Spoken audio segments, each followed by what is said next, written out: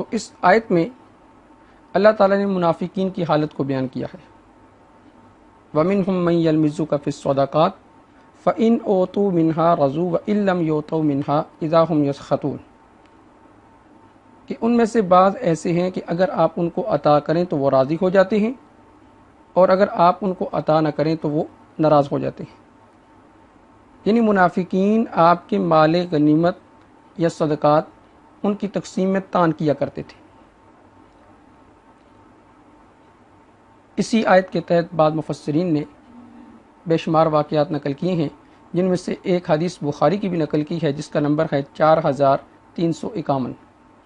سیدنا ابو سعید خدری رضی اللہ تعالیٰ عنہ کی یہ حدیث ہے. فرماتے ہیں کہ بعث علی بن ابی طالب رضی اللہ تعالی عنہ الی رسول اللہ صلی اللہ علیہ وسلم من الیمن بذخیبۃ فی ادیم مقروض، کہ نبی اکرم صلی اللہ علیہ وسلم کی طرف سیدنا علی رضی اللہ تعالی عنہ نے یمن کی طرف سے سونے کی چند ٹکڑیاں یعنی ڈلیاں بھیج دیں. اور حدیث کے الفاظ ہیں کہ لم تحصل من ترابها، ابھی تک ان ٹکڑیوں کے اوپر سے مٹی کو جھاڑا نہیں گیا تھا. تو قال فقسمها بین اربعۃ نفر، آپ صلی اللہ علیہ وسلم نے ان ٹکڑیوں کو 4 افراد کے درمیان تقسیم کر دیا. وہ 4 افراد کون کون سے تھے؟ فرمایا ایک ان میں عیینہ بن بدر، دوسرے اقرا بن حابس، تیسرے زید، اور چوتھے کے بارے میں اختلاف ہے، یا تو علقمہ تھے یا عامر بن طفیل رضی اللہ تعالی عنہم. یہ 4 تھے. تو اب حدیث میں آتا ہے کہ فقال رجل من اصحابہ، آپ کے اصحاب میں سے ایک آدمی نے یہ کہا کہ کننا نحن احق بہذا من ہؤلاء، کہ ہم ان سے زیادہ اس کے حقدار تھے. اب یہاں پر میں ایک اعتراض کو بھی رفع کرتا جاؤں کہ بعض لوگ اس طرح کی حدیث لے کر صحابہ کرام رضوان اللہ علیہم اجمعین پر اعتراض کرتے ہیں کہ جس صحابہ کے اندر بھی ایسی باتیں پائی جاتی تھی، اور معاذ اللہ یہاں تک کہا جاتا ہے کہ بعض صحابہ مرتد ہو گئے تھے. دیکھیں یہ حدیث میں اصحاب کا لفظ آتا ہے. ہماری باتیں بخاری مسلم میں ہوتی ہیں کہ نبی صلی اللہ علیہ وآلہ وسلم نے فرمایا میرے صحابہ میں 12 منافق ہیں، فی اصحابی، میرے اصحابہ میں. تو یا میں اس اشکال کو بھی ضرور دور کروں گا کہ اصحاب کا مطلب کیا ہے. سب سے پہلے آپ اصحاب کا معنی سمجھیں کہ اصحاب کا معنی کیا ہے. ایک ہے اصحاب کا لغوی معنی، ایک ہے اصحاب کا اصطلاحی معنی.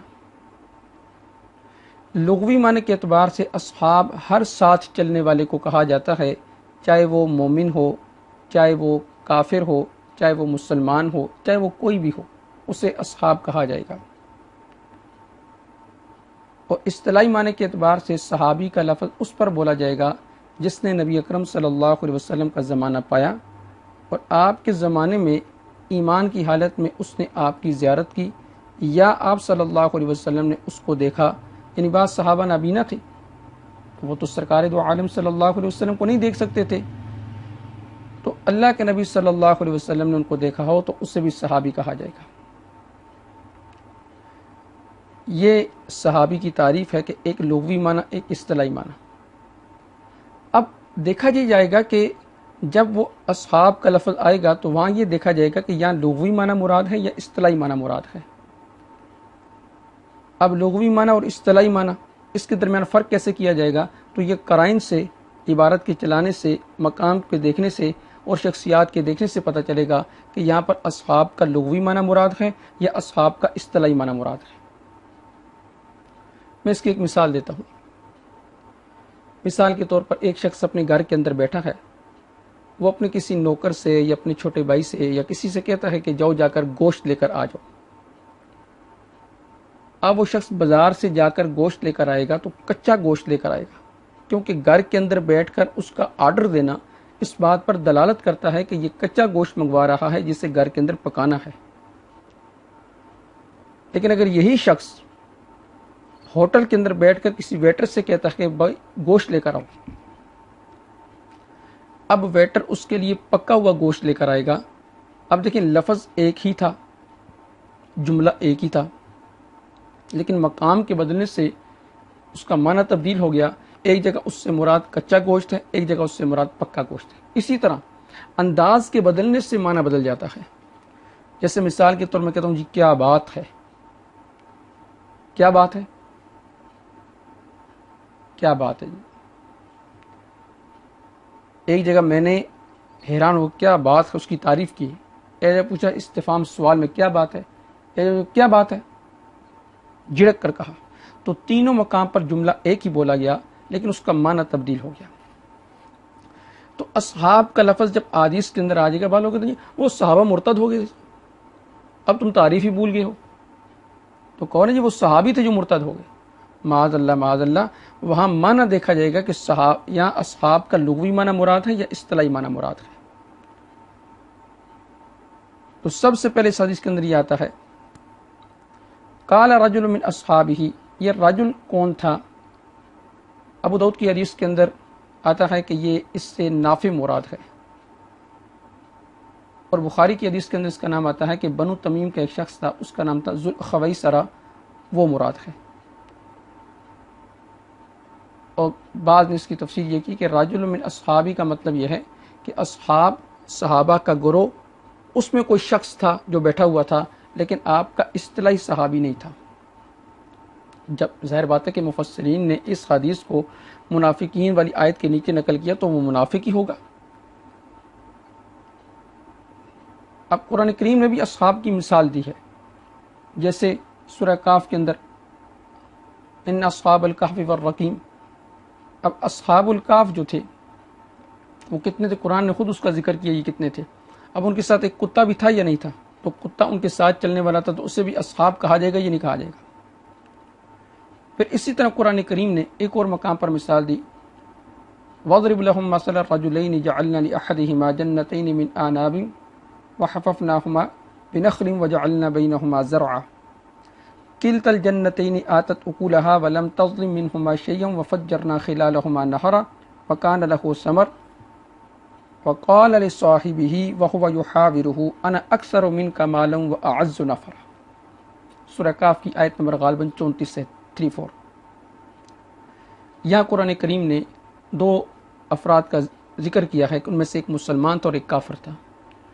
کافر کے پاس مال بہت زیادہ تھا، باغات تھے، کھیتیاں تھیں، بہت سی اشیاء تھی، اور اس کا نظریہ قرآن کریم نے مفسرین نے جو نقل کیا ہے کہ وہ یہ نقل کیا ہے کہ اس کا نظریہ تھا کہ دنیا ہمیشہ ہمیشہ رہنے والی ہے، میرے پاس جو مال ہے یہ ہمیشہ ہمیشہ رہے گا، اس کو کبھی زوال نہیں آئے گا۔ تو وہ اپنے مسلمان ساتھی کو پکڑ کے وہ باغ کے اندر چلا گیا، اس سے بات چیت کر رہا تھا۔ فقال لصاحبہ وهو يحاورہ انا اکثر منک مالا واعز نفرا، کہ میں تجھ سے مال کے اندر اور عزت کے اندر زیادہ ہوں۔ اب یہاں کافر نے مسلمان کے لیے صاحب کا لفظ بولا، تو اب ایک کافر ایک مسلمان، تو کافر کا ساتھی مسلمان اور مسلمان کا ساتھی وہ کیا ہے؟ کافر۔ لفظ صحابی بولا گیا۔ قرآن کریم نے اذ قال لصاحبہ کہ نبی اکرم صلی اللہ علیہ وسلم نے جب صدیق اکبر رضی اللہ تعالی عنہ سے کہا تو وہاں بھی صاحب کا لفظ بولا گیا، لیکن اب وہاں صاحب کا لفظ بولا گیا تو اس سے اصطلاحی صحابی مراد ہوگا۔ تو ہر جگہ اصحاب کا ایک معنی مراد نہیں ہوتا کہ ہر جگہ وہ صحابی مراد لیے جیسے صحابی صحابی صحابی صحابی۔ تو فقال رجل من اصحابہ، تو آپ کے صحابہ کے گروہ میں ایک فرد تھا، وہ کون تھا؟ اللہ عالم، اللہ زیادہ بہتر جانتا۔ تو اس نے یہ کہا کہ ہم زیادہ حقدار تھے اس مال کے ان لوگوں سے۔ ظاہر بات ہے کہ مفسرین نے جب اس حدیث کو اس آیت کے تحت نقل کیا تو ظاہر بات ہے وہ کون تھا؟ وہ منافق تھا، اور نبی اکرم صلی اللہ علیہ وسلم نے خود منافقین کے نام سیدنا حذیفہ رضی اللہ تعالی عنہ کو بتلا دیے تھے، فلاں فلاں فلاں فلاں فلاں فلاں یہ منافق ہے۔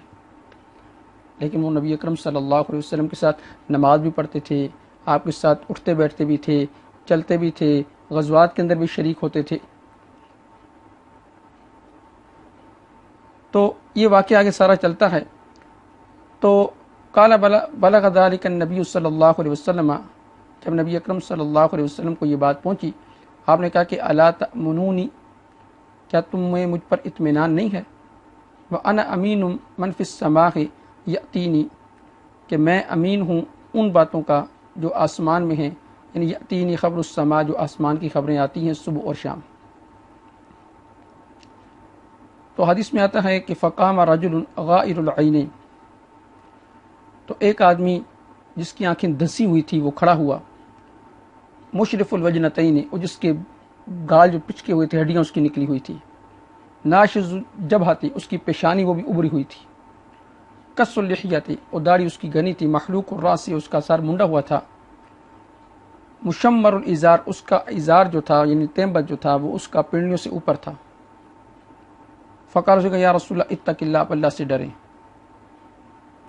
تو نبی اکرم صلی اللہ علیہ وسلم نے کہا ویلک اولست احق اہل الارض ان یتق اللہ، کہ آل زمین پر کوئی ہے جو مجھ سے زیادہ ڈرنے والا ہو؟ قال ثم ولى الرجل، آدمی چلا گیا تو خالد بن ولید نے کہا یا رسول اللہ اگر آپ مجھے اجازت دیں تو الا اضرب عنقہ، میں اس کی گردن نہ مار دوں؟ اور بعض حدیث کے اندر آتا ہے کہ سیدنا عمر فاروق رضی اللہ تعالی عنہ نے کہا یا رسول اللہ مجھے اجازت ہے میں اس کی گردن نہ اڑا دوں۔ اب یہاں پر نبی اکرم صلی اللہ علیہ وسلم نے ایک جملہ کہا تھا جو بعض حدیث کے اندر آتا ہے، میں صرف وہ بتلانا چاہ رہا ہوں تاکہ مسئلہ حل ہو جائے۔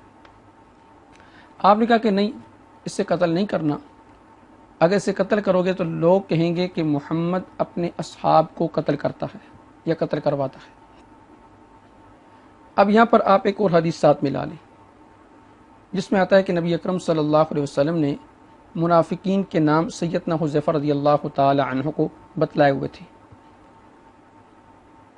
تو اب اس سے پتہ چلتا ہے کہ آپ صلی اللہ علیہ وسلم کو منافقین کا پتہ تھا کہ منافق کون کون ہے، اس کے نام بھی سیدنا حذیفہ رضی اللہ تعالی عنہ کو بتلائے تھے، اور آپ کو یہ بھی پتہ تھا کہ ایمان والے کون کون سے ہیں، یعنی میرے سچے دوست اور یار کون سے ہیں، یہ دونوں باتیں آپ کو پتہ تھی۔ لیکن اس کے باوجود آپ یہ کہہ رہے ہیں کہ اگر میں نے اسے قتل کروا دیا تو لوگ کہیں گے کہ محمد اپنے اصحاب کو قتل کرواتا ہے۔ تو اب دیکھا جائے گا کہ یہاں اصحاب کا کون سا معنی کیا جائے گا۔ جب آپ کو پتہ تھا کہ فلاں فلاں منافق ہے، فلاں فلاں ایمان والا، پھر اگر منافق کے لیے آپ صلی اللہ علیہ وسلم نے اصحاب کا لفظ بولا، اب وہاں پر منع کیا جائے گا کہ یہاں لغوی طور پر جو ساتھ چلنے والے ہیں وہ مراد ہیں، اصطلاحی صحابی مراد نہیں۔